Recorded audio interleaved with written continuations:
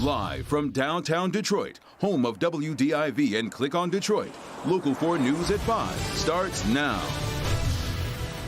A barricaded situation here in Sterling Heights ends peacefully a short time ago, but still questions, why was that man at this local business? First, it was a bar in East Lansing. Now, could a pre-4th of July party in Washtenaw County be the next big coronavirus outbreak? All coming up. We're going to begin, though, with today's coronavirus numbers. They do seem encouraging, but remember, Sundays and Mondays are notoriously showing us lower counts. But in the past 24 hours, 384 new cases of COVID-19 have been diagnosed in Michigan. 7 more Michiganders have lost their lives to the virus. And today, Governor Whitmer's new rule mandating masks in all public indoor spaces went into effect. In fact, you probably, like us, just got the alert a short time ago on your phone. Strict new rules aimed at slowing the spread of the virus, though some have already pledged to not obey it. Let's get out to defender Sean Lay, who crisscrossed town today to see if people have been playing by the rules. Sean? And Devin, let's make this clear. We have seen more masks today than we have since the very start of this. What's at play right now? People simply do not want that $500 fine. Businesses, they don't want to lose their license. Enforcement goes right to the businesses here, and it goes right to the very front door. That's where enforcement must start, and that's exactly what we're seeing today. Hop in. Come along with the Local 4 Defenders. We'll take you north, south, east, and west to give you a look at how day one of Governor Whitmer's new ramped-up mask orders are going. First stop, we just have to come real quick and get back. This very busy Walmart on Ford Road in Dearborn, where there is only one way in for customers, so a mask check can be done. Absolutely, was checking because this little boy here, his mask was kind of like a little down. I didn't notice, and then they pointed it out. They tell me, hey, you gotta have him put the mask up. What did you think when they did that? I think that was perfect. But far from perfect, this process of masks and making businesses enforce wearing them. And it has to start right at the front door. Come inside the Meijer at 8 and Woodward. Anyone trying to enter without a mask is offered one at the entrance. Masks have been a nightmare for the popular Greenland markets in Metro Detroit. Owner Hader Kusan says at the start of COVID-19, customers simply would not wear them. There was plenty of our customer base did not even believe the virus was so dangerous. Hader plastered signs all over his stores. He trained employees to be ready for today by not confronting but reminding customers of the order. So far today, I've been in contact with all the management teams. They're excited and they're happy because everybody's cooperating today. Small business owners tell me they could see this executive order coming. Last week they said, how are we going to enforce this? Today, after many hours of enforcement, they say this order has given them the teeth that they've been actually needing and waiting for. Someone walks in, they don't have a mask, they hand them one and say, look, it's the order, you've got to put this on. Most people are complying. Guys, bottom line, business owners are saying they hope this cuts down on confrontations with their staff that they have been seeing over the last few weeks, and they hope wearing the mask simply slows the spread. Back to you. Well, exceptions are always a problem, though, Sean, and not everyone has to wear a mask, and that will continue to cause some confusion, I suppose. And we got a lot of email about that, Devin, because in the order itself, it states that if you medically cannot tolerate wearing a mask, you don't have to wear one. So one woman we're speaking to from St. Clair Shores, she has things she has to do. She cannot wear a mask. She keeps getting thrown out of places. We're going to dig into what are her rights and what the businesses should or should not do in those cases. Yeah. That's at 6 o'clock. You got it, Sean. We'll talk to you then. Now, tonight, the Washtenaw County Health Department is reporting an increase in local COVID-19 cases. The majority are in young people, ages 15 to 25, and are said to be connected to a large house party on July 2nd and 3rd in the Saline area. Now, unfortunately, the people at the party have now spread the virus in their communities and beyond. We think there was at least 50 or so people present at the initial event. It was a pre-4th of July party that is still causing fireworks. The Washtenaw County Health Department has identified 43 confirmed cases and 66 exposed close contacts, not including the family members who live with the confirmed cases. If people are getting a call from the health department or know they might have been exposed at an event, we absolutely want to talk to them. Partygoers and their close contacts should self-quarantine and monitor themselves for symptoms for 14 days.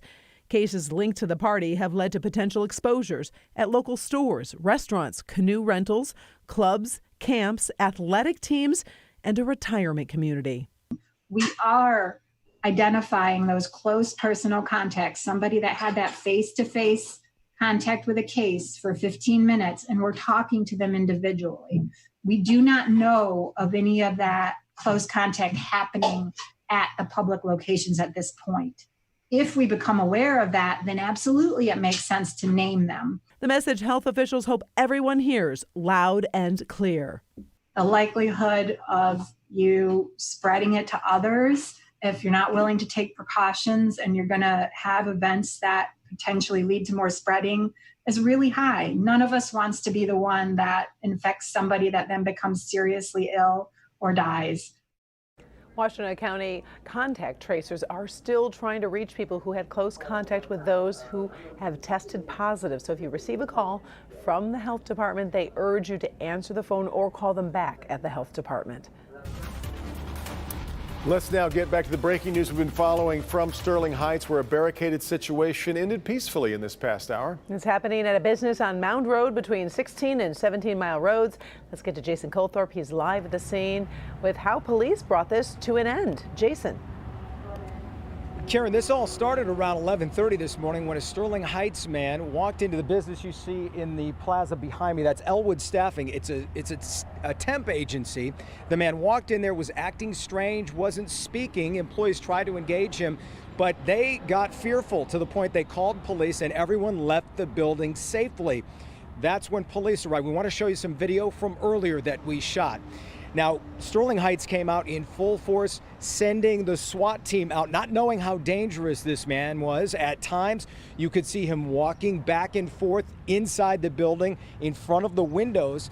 And then eventually, after several hours, they'd set up communication. The man walks out, and watch this. You can't tell if he's giving himself up or what, but police shoot him with a rubber bullet. And a second later, the man goes down. Here's what, and then they put him into custody shortly after. Here's what Sterling Heights police had to say after it was all over. He was wearing some type of weighted vest underneath his clothing. For what reason, we have no idea. He is not responding to any of us. He's kind of just staring off into a distance, and that's why he's being taken to the hospital to be evaluated. Now, though, as for the weighted vest, they don't believe it was military grade or a bulletproof vest of any kind. They thought it was some sort of workout vest. They don't know why he was wearing that. They believe he was not armed, as it turned out. They weren't sure if he was going back to a vehicle that may have had something in it, but at this point, not armed. And they have no answers because this man, they think, has suffered some sort of mental breakdown and is just simply not talking to police. And they hope to get some answers now after he's been taken to the hospital. We're live in Sterling Heights today. Jason Colthorpe, Local 4.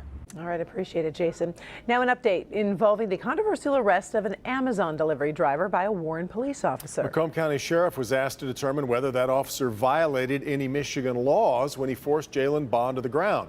Police say Bond refused 10 requests to provide his ID when the officer approached him about his delivery van, which was parked illegally. Priya Mann live with the sheriff's findings this afternoon. Priya?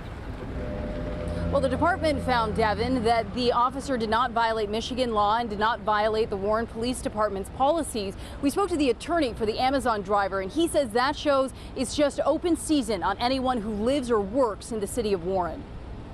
I guess if you're not fast enough for the Warren Police Department, you better watch out because you're going to get thrown to the ground. The attorney representing the Amazon driver, whose arrest sparked protests last month, disagrees with the Macomb County Sheriff's Office, which cleared the Warren officer of any wrongdoing.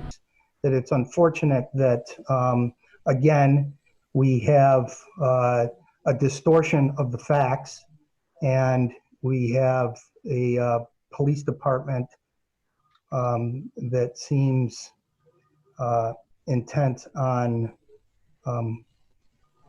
backing up their officers rather than looking at the facts objectively. 23-year-old Jalen Bond was working when he was forced to the ground and cuffed. A Warren police officer approached the Amazon driver after spotting his delivery truck parked in the wrong direction. Police say Bond refused multiple requests to show the officer his driver's license. Because he could have written his parking ticket and been on his way.